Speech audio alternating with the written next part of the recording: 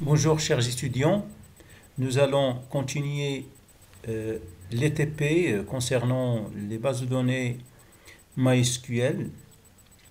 Alors, il s'agit de sujets de TP 6 et 7, donc j'ai regroupé les deux TP et ça sera la dernière séance. Alors, dans ce TP-là, on va parler de requêtes, c'est la suite des requêtes SQL, et on va mettre l'accent surtout sur les requêtes de mise à jour. Alors bien sûr, une grande partie est réservée aux mises à jour dans l'SQL, c'est l'update, delete, trinket, donc et insert, bien sûr, l'insertion on l'a déjà faite, donc l'insertion ça concerne l'insertion des données. Les requêtes SQL c'est l'interrogation de données, donc le TP5 contient plusieurs requêtes qui font la jointure et des requêtes simples, des requêtes imbriquées, ainsi de suite. Donc vous avez fait le TP5 très bien. Et maintenant on continue sur les mises à jour qui font une grande partie de MySQL. Aussi, nous allons évoquer quelques opérations ou bien des fonctions qui traitent le format date, parce que le format date, comme je vous ai dit la dernière fois, c'est un format un petit peu particulier. On va se comporter avec ce format avec un peu de méfiance. Alors, pour cela, je vous ai préparé toute une série d'exercices sur le format date et comment traiter et se comporter avec ce format-là à l'aide des fonctions dont MySQL dispose. Je vais parler aussi de la fonction concat. Alors la fonction concat, c'est une fonction de concaténation de deux chaînes de caractères ou bien de deux champs. Alors je vais vous expliquer davantage cette fonction lorsqu'on arrive à la question qui la traite. Alors j'aimerais bien aussi, avant de commencer, de préciser quelques points sur le compte rendu et l'organisation de compte rendu. Alors le compte rendu doit être bien organisé parce que c'est votre image et aussi ça reflète le niveau d'organisation de l'étudiant et son niveau de capacité de rédiger des comptes rendus. Donc veuillez s'il vous plaît d'écrire des bonnes phrases qui sont correctes et des interprétations qui sont correctes et aussi le format bien organisé de votre compte rendu, surtout dans la partie de couper écran. Alors, le couper écran, ne faites couper écran que uniquement au résultat d'exécution de la requête et non pas au texte de la requête. La requête doit être en texte et c'est au résultat auquel vous allez faire le screenshot ou bien le copie écran. Alors, dans ce TP, il y a deux parties, comme j'ai dit. Donc, la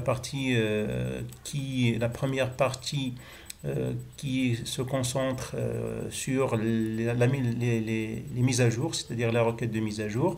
La deuxième partie sur les formats date et la fonction concaté.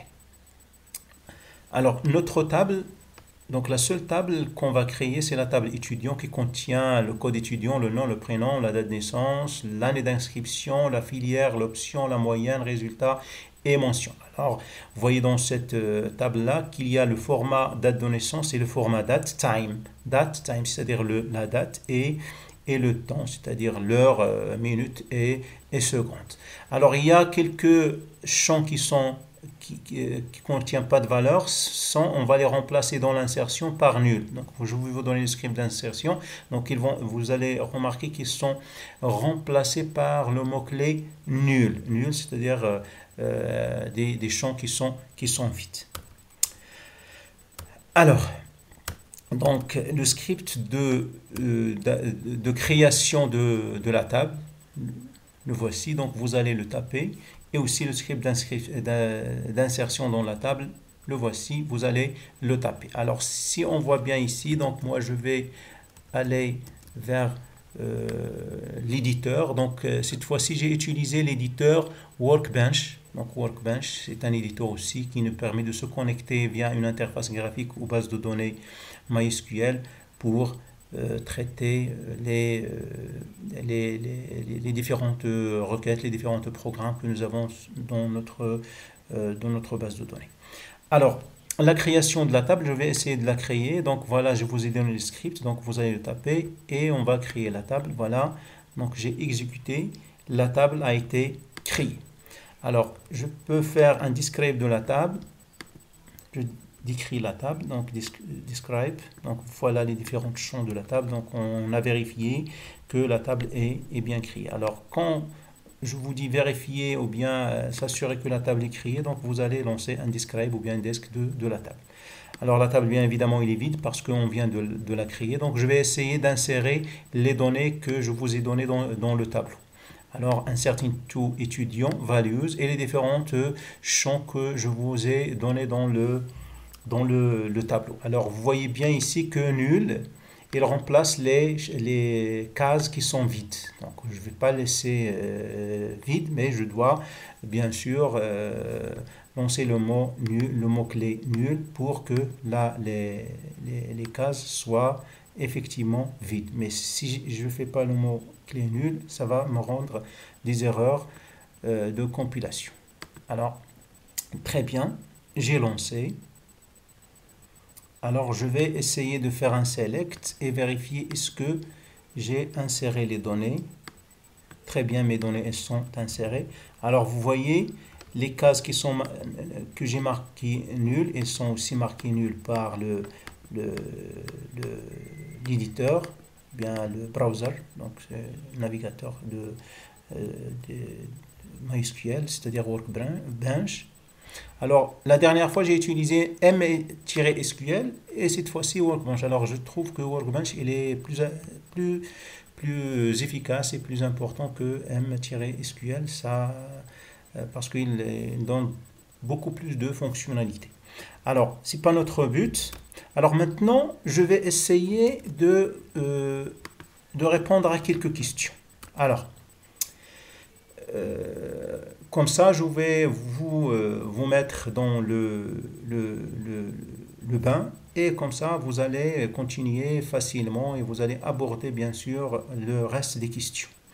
Alors, la question 3.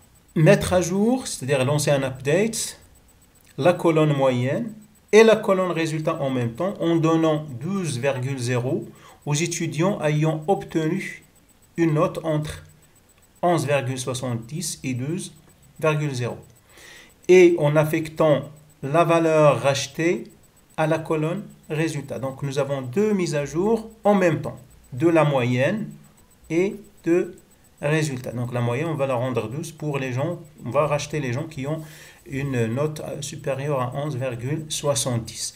Alors, un autre point, dans MySQL, on met pas 11, on met 11,70 parce que virgule, c'est un caractère spécial, donc il ne va pas l'interpréter comme étant un virgule de la forme décimale, mais elle va l'interpréter comme un virgule qui sépare les champs. Alors, pour dire à la base de données ou bien à MySQL qu'il s'agit d'un nombre décimal, donc on doit mettre un point, c'est-à-dire 11.8, 11.9, 10.5. Alors, je vais essayer de lancer cette requête. Alors, voilà, donc la réponse c'est... Avant, donc, je vais faire un select. Regardez, donc si je fais un select, voilà, donc j'ai 3 étudiants qui ont entre 0, la moyenne entre 11,70 et 12. Il s'agit de ces 3 étudiants. Donc je vais lancer l'update, donc update étudiant 7. Donc le premier champ c'est moyenne. Donc moyenne, je vais la changer en 12,0 et résultat racheté. Pour qui? Pour where la moyenne between, donc between, c'est-à-dire entre. Alors ici, quand je fais entre, c'est-à-dire entre deux valeurs, normalement les valeurs 11,70 et 12, elles sont inclus. Donc je vais essayer de faire 11,99. Alors comme ça, je peux ne pas racheter à un étudiant qui a eu déjà 12. Alors là, je vais faire un rachetage pour les gens qui ont une moyenne entre 11,70 et 11,99. Parce que les deux termes de l'intervalle, ils sont inclus dans la clause. Alors, je vais essayer. Très bien. Donc, la mise à jour est faite. Donc, je vais refaire le select. Et voilà. Donc, tout le monde a eu 12,00 et dont le résultat, c'est racheté. Donc, on a changé les valeurs. Alors, je vais passer à une autre question. Donc, j'ai pris des questions au hasard pour vous permettre de comprendre l'énoncé de TP et pour vous rassurer sur la suite de ce TP. Alors, la question numéro 5, c'est mettre à jour la colonne mention en affectant les valeurs suivantes. Donc, à bien, pour les étudiants qui ont une moyenne entre 12 et 13,99. Bien, si la moyenne est entre 14 et 15,99. Donc, vous voyez ici, j'ai pas mis ici 16 ou bien ici 14 parce que les deux termes de l'intervalle, ils sont inclus. Donc, pour ne pas donner un assez bien à quelqu'un qui a eu 14, donc je dois, bien sûr, ne pas mettre 14 dans cet intervalle. Alors, il s'agit de 3 requêtes. Donc, la première requête, la voilà. Donc, update étudiant 7 moyenne à bien, where moyenne between 12.0 and 13.99. Alors, je vais... Donc, j'ai lancé. L'autre, je vais lancer l'autre. C'est-à-dire pour les étudiants qui ont bien et très bien supérieur à 16. Alors, on va maintenant faire un select sur la table étudiant. Donc, si je fais un select sur la table étudiant, voilà, donc j'aurai ma moyenne qui est mise à jour. Alors, selon bien sûr, les intervalles que j'ai mis dans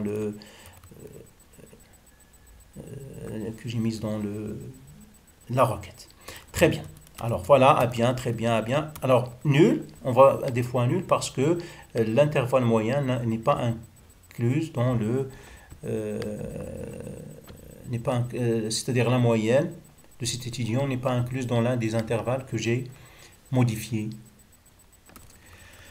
Alors maintenant, je passe à une autre... 18. Alors 18, vider la table résultat étudiant.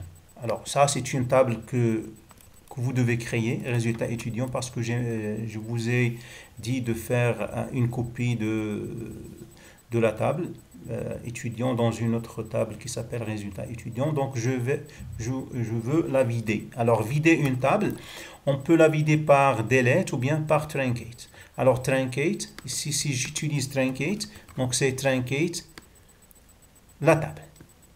Et je vide la table. Truncate la table. Alors, très bien. Alors, je vais faire un select. Donc, j'ai déjà, voilà, c'est vite. Alors, très bien. Et on peut aussi la vider par un delete. Alors, une des questions que j'ai posées, c'est de vider les deux tables, le résultat étudiant et une autre table à l'aide de delete et cette table-là à l'aide de truncate. Et je vous ai posé la question quelle est la différence entre delete et truncate, tous les deux, ils vident les tables, alors qu'il est la différence. Alors, vous cherchez un petit peu la différence entre ces deux tables. Alors, la deuxième partie, ça concerne bien sûr le traitement et la manipulation de format date. Alors, comme question, je vous ai dit d'exécuter la requête suivante. Alors, select date naissance. Alors, c'est un champ dans la table. Étudiant, date, date naissance, year, month, day, time, hour, minute, seconde, from étudiant, limite 2. Alors, limite, c'est-à-dire, je vais me limiter sur les deux premiers enregistrements. Alors, je vais essayer de l'exécuter. Je vais voir le résultat. Voilà, je me suis contenté sur les deux premiers enregistrements. Alors, date naissance, donc il va afficher la date comme je l'ai inséré dans la table. Date, donc il va afficher seulement la date. Seulement la date. Alors, vous voyez ici la date et l'heure en minutes et en secondes. Ici, tout simplement la date, c'est-à-dire à partir du jour. Le jour, le mois et l'année. Year, donc il va me donner seulement l'année. Month, il va me donner seulement le mois. Day, le jour. Day, time, c'est le temps, c'est-à-dire l'heure, minute, seconde. Hour, c'est les heures, donc une heure. Ici, c'est 15 heures. Très bien. Minute, donc il va afficher minute. Ici, c'est 0 parce que j'ai dans la date. Normalement, j'aurai ici. Alors, très bien. Donc ici, 20. Voilà, c'est les minutes. Ici, c'est 20. Ici, c'est 0. Très bien. Alors, les secondes, c'est 10, 30. 10, 30. Ici, c'est secondes. Très bien. Alors ici, ça, c'est la première question. Donc, vous allez interpréter, bien sûr, que donne. Donc, j'ai déjà interprété. Donc, vous allez dire que cette fonction, les fonctions de tiers et month et minute, et ainsi de suite, nous donnent le champ correspondant à chaque fonction. Très bien. Alors maintenant, la question 25. Exécuter la requête ci-dessus et interpréter le résultat. Très bien. Select date naissance, add date, ici date naissance, intervalle 5 day, date naissance, intervalle 5 day, date naissance plus intervalle 5 day. Alors là, on va l'exécuter. Alors, ce qui est demandé dans ce TP-là, c'est pas d'inventer des requêtes. Moi, je vous ai facilité un petit peu la tâche pour que vous puissiez appréhender davantage. Alors, bien sûr, vous allez lancer et exécuter vous-même ces requêtes-là et vous allez tirer des conclusions et tirer, bien sûr, l'importance et la signification de chaque fonction. Alors, moi, je vais essayer de lancer. Très bien. Je lance et j'aurai le résultat toujours limite 2. Donc limite 2, vous pouvez faire limite 3 ou bien limite 1. Donc moi, je me limite sur 2. Alors select date naissance. La date naissance, c'est le champ tel que je l'ai inséré dans la table. Add date. Alors add en anglais, c'est-à-dire ajouter la date à la date naissance 5. Alors on voit bien ici que j'ai le 10/2/2000. Alors dans le champ add date naissance 5, j'ai le 15, c'est-à-dire 10 plus 5 jours. Alors là, j'ai rajouté 5 jours. Alors, soit je l'exprime par directement add date, 5, par défaut c'est 5 jours, ou bien intervalle, c'est la même chose, intervalle 5 jours, ou bien aussi j'ai date add. Alors, voilà. Donc, je vais afficher date add.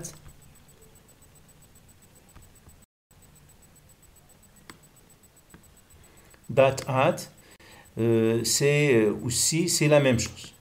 J'ai rajouté 5 jours. Très bien. Ou bien, je peux le mettre directement. Ici, c'est date add. Voilà, 5 jours. Ou bien, je peux le mettre directement date naissance plus intervalle 5 day. Alors, vous allez exécuter d'autres fonctions et vous allez voir qu'on a la possibilité de rajouter des minutes, des secondes, des mois et aussi des années. Bien sûr, intervalle 5 years. Là, par défaut, c'est des jours, mais on peut spécifier d'autres formats. Alors, c'est à vous de les faire, bien sûr, et ils existent euh,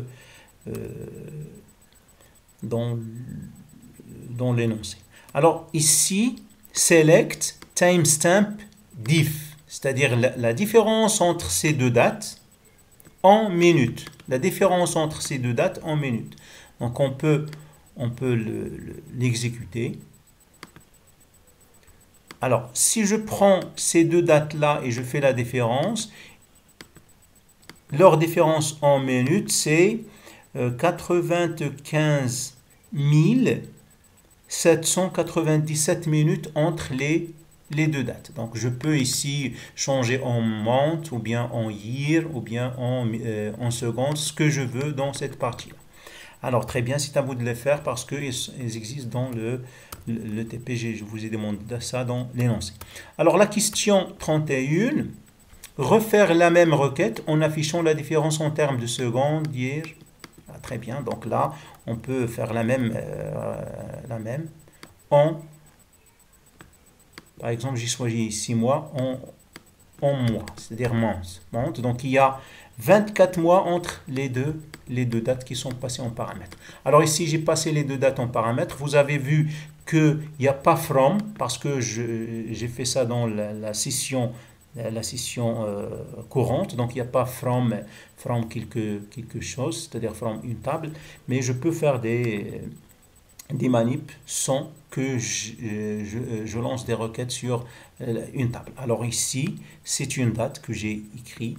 Et aussi, ici, c'est une date explicitement écrite. Il n'est pas retiré d'une autre table. Donc, je peux lancer ce type de requête. Alors, aussi je peux aussi lancer une autre requête. Par exemple, select 5 fois 2. Alors, je peux faire select 5 fois 2 comme ça. Donc, ça donne 10, bien sûr. Quand je sélectionne, ça va me donner 10. Donc, je peux faire des opérations arithmétiques sur les nombres, sur les chiffres 5, par exemple, divisé par 2. Alors, ici, je vais voir, 5 divisé par 2, c'est 2,5. Très bien. Alors, je peux aussi, retirer, par exemple, ou bien extraire la différence entre deux dates qui sont dans une table. Donc, je peux remplacer ce chiffre-là par un champ date, par exemple date naissance, ou bien année d'inscription, et ainsi de suite. Alors, maintenant, la question qui vous est aussi posée, c'est la question 32. Étant donné que la fonction now, alors la fonction now, qu'est-ce qu'il donne? Alors, je vais essayer. La fonction now, select now. Now, c'est-à-dire c'est la date actuelle ou bien la date du système, la date courante est l'heure. Alors, vous voyez, maintenant, on est 2020-04-14, le 14 à 17h29. C'est l'heure actuelle, c'est l'heure où j'enregistre cette vidéo pour que je puisse vous la envoyer. Alors, très bien. Alors, étant donné qu'on a concat. Alors, concat, j'ai parlé de concat dans l'introduction. Alors, la concaténation, qu'est-ce qu'il fait? Alors, je vais vous expliquer la concaténation. Alors, je l'ai marqué ici pour ne pas oublier. Alors, supposons que j'ai, par exemple, 3 chaînes. Je fais une. Alors, je fais une vidéo. Très bien. Alors, quelqu'un vous a dit de concaténer ces mots. Alors, vous voyez, je fais une vidéo. Là, je dans une ligne, il fait dans une autre, une dans une autre, et ainsi de suite. Alors, quelqu'un vous demande de concaténer ça, donc, c'est-à-dire vous allez les mettre dans une ligne. Alors, vous voyez, je fais. Alors, je vais faire copier-coller. Donc, concaténer je avec fait. Donc, je vais faire je fais une vidéo. Alors, vous voyez, j'ai fait la concaténation, mais ça ne donne pas une phrase. Pourquoi? Parce que j'ai concaténé les mots. Alors, normalement, si on me demande de concaténer ces mots-là, et on ne m'a pas dit d'insérer des espaces, c'est ce que j'allais faire. Je fais une vidéo. Alors, la concaténation, elle doit avoir des espaces. C'est-à-dire, je dois concaténer avec ça des espaces. Alors, c'est-à-dire, j'aurai un espace. Alors, je dois avoir des espaces. Donc, je concatène je avec espace.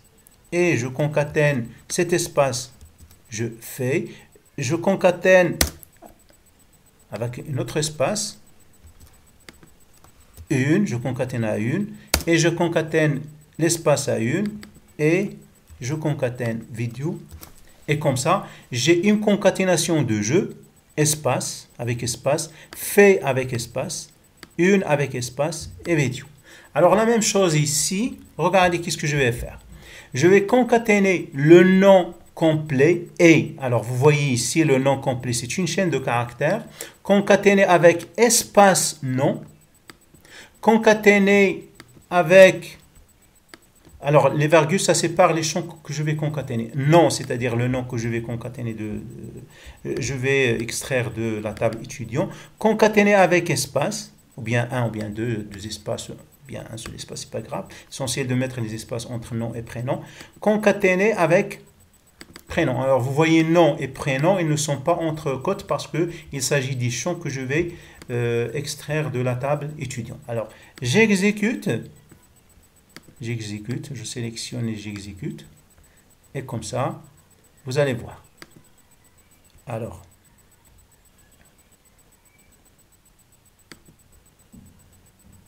qu'est-ce qui se passe? Non, il y a une erreur. Select concat. Ah oui, donc je dois mettre les bons codes. Ça, c'est des codes que j'ai copiés de PDF. Ça marche pas, donc concat. Très bien. Alors, il y a encore des erreurs. Je vais faire clean. Encore des erreurs. Concat le nom. Et from étudiant. Alors, non. Alors, qu'est-ce qui se passe? Alors, concat le nom complet et... Alors, j'ai concaténé à... Il faut virgule ici parce que j'ai deux champs. Alors, il y a un champ ici, virgule, un autre champ. Très bien. Donc, maintenant, je vais essayer d'exécuter. Encore, il y a des...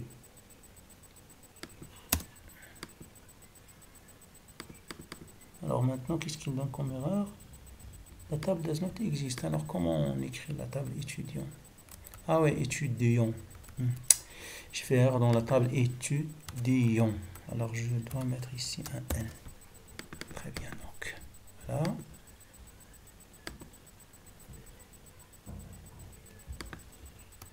Alors comment j'ai écrit? Donc je vais faire copier-coller à la table que j'ai créée.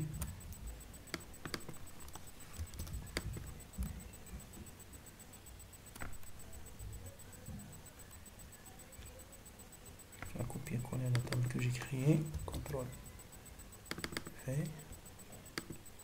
Et comme ça, voilà. Donc j'ai mal écrit Alors, vous voyez, donc le nom complet est Saïdi Mohamed. Très bien. Voilà. Donc, j'ai concaténé le nom complet et c'est une chaîne de caractères avec les autres. Alors, vous voyez, si je ne fais pas cet espace-là, on va voir qu'est-ce qui va se passer. On va voir que Saïdi et Mohamed vont